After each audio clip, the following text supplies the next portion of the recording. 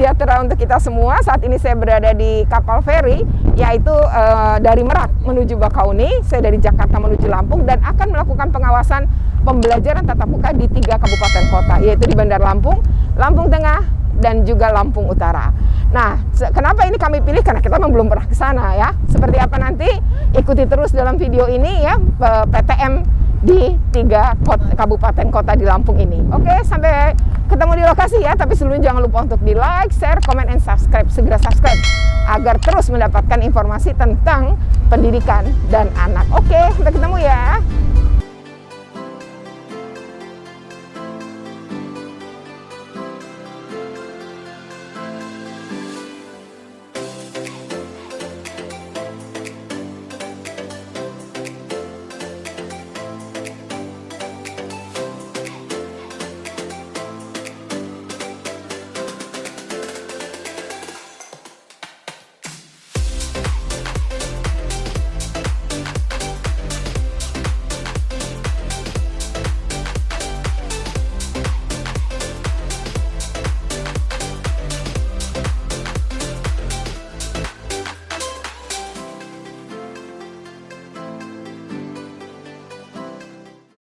Assalamualaikum warahmatullahi wabarakatuh, salam sejahtera untuk kita semua.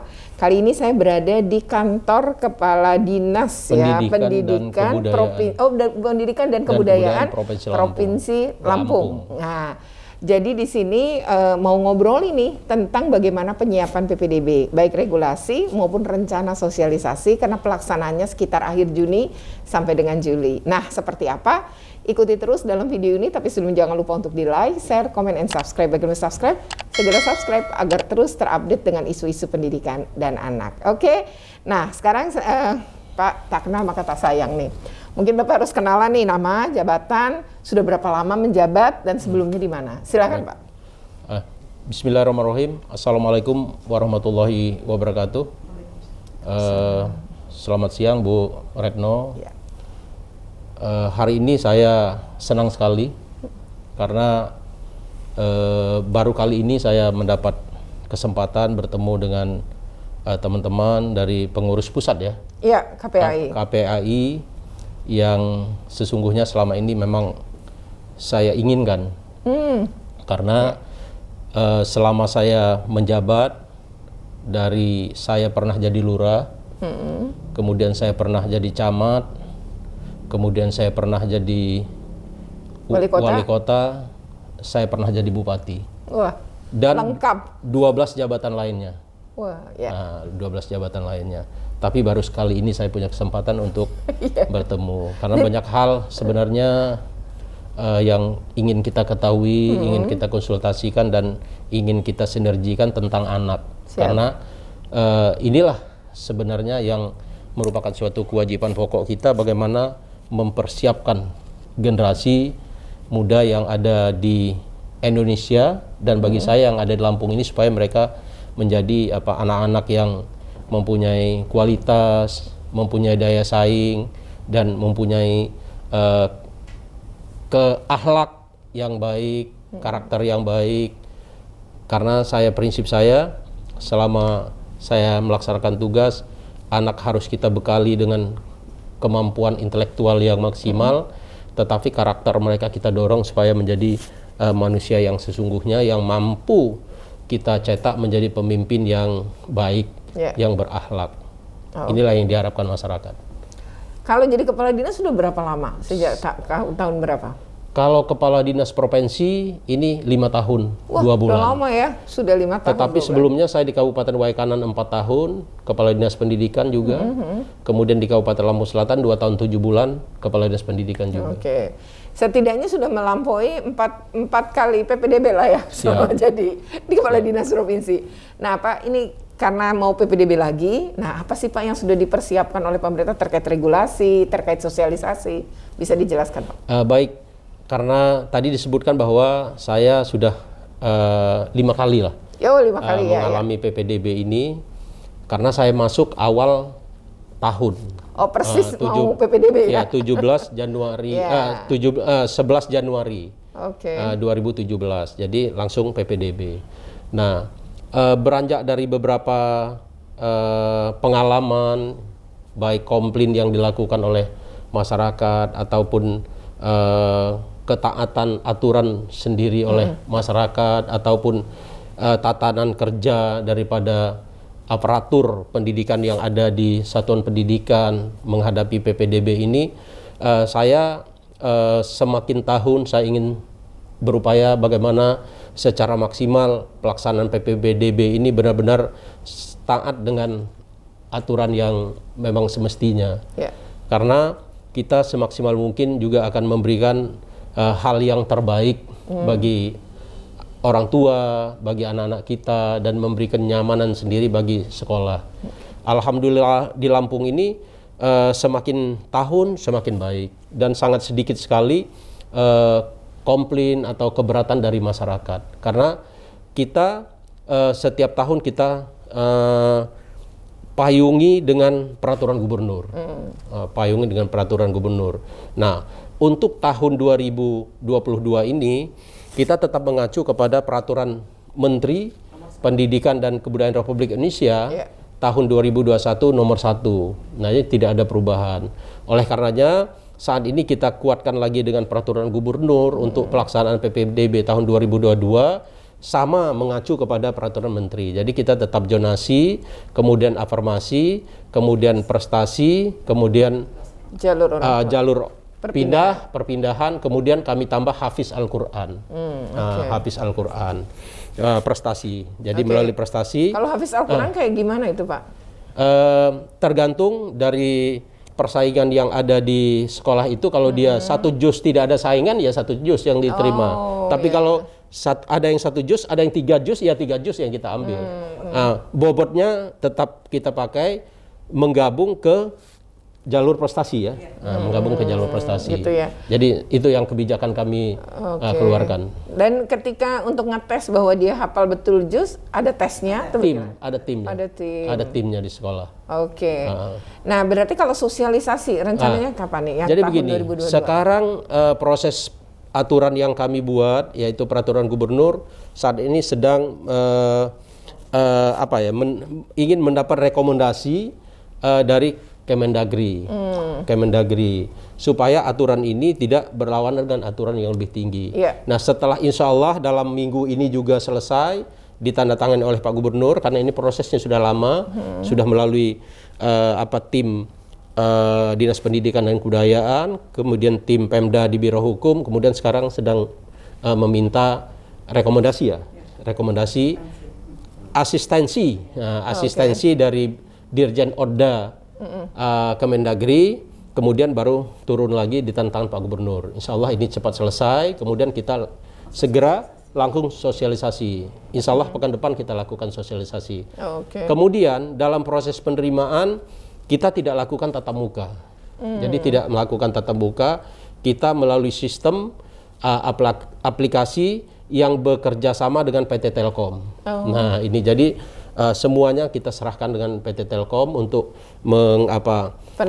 pendaftaran online ini, dan semua pihak bisa mengetahui.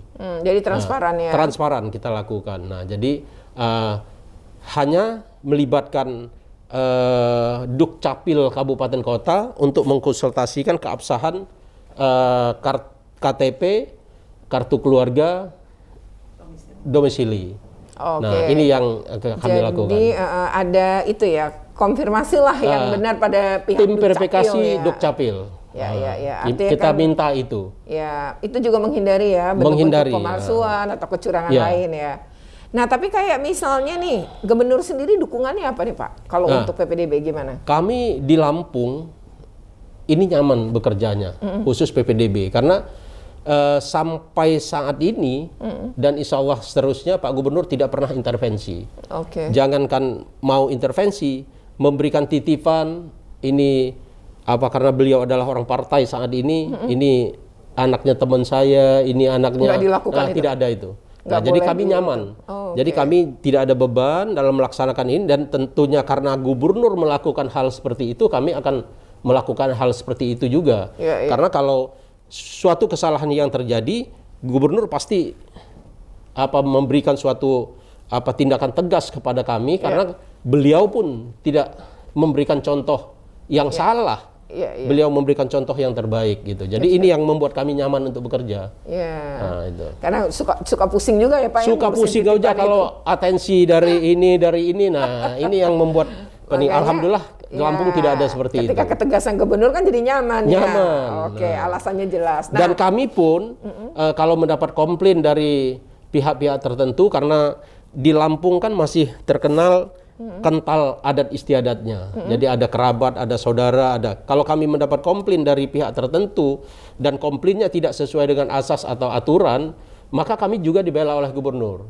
Anda jangan seperti itu. Saya aja tidak ada titip-titipan, tidak memaksakan kehendak. Kalau tidak sesuai aturan, minggir. Patut dicontoh ya pemimpin yang seperti itu. Nah, terakhir harapannya apa Pak terhadap PPDB 2022? Harapan saya terhadap PPDB 2022 ini, kita berharap bahwa peraturan kementerian yang ada saat ini benar-benar dijalankan. Artinya tidak hanya di kalangan pendidikan itu sendiri, tetapi persoalan di pencatatan kependudukannya. Karena tidak jarang di daerah, saya yakin juga mungkin di perkotaan lainnya, karena dia aturannya 1 tahun ya, 1 tahun tercatat di banyak yang pindah 1 tahun sebelumnya gitu ya. 1 tahun setelahnya di KK yang dekat dengan sekolah. Nah, ini harus melakukan survei awal, Dukcapil meyakinkan bahwa itu benar-benar, dan apabila dia pindah rekayasa sistem sewa induk semang atau orang tua, nah ini perlu ditindak tegas.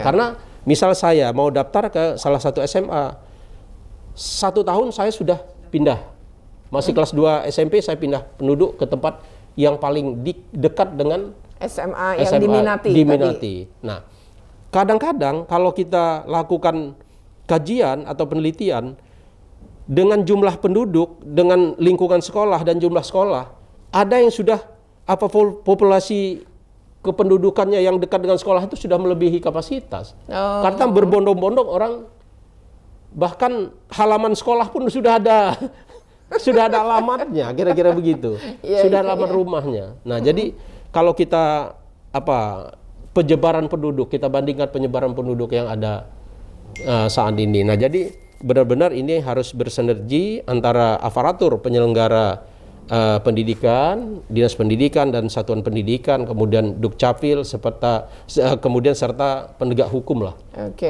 Aparatur penegak hukum ini harus benar-benar. Ya, dari sisi jumlah bagaimana Pak? Sebenarnya sudah terpenuhi ya sekolah di Lampung? Mungkin Bapak bisa jelaskan?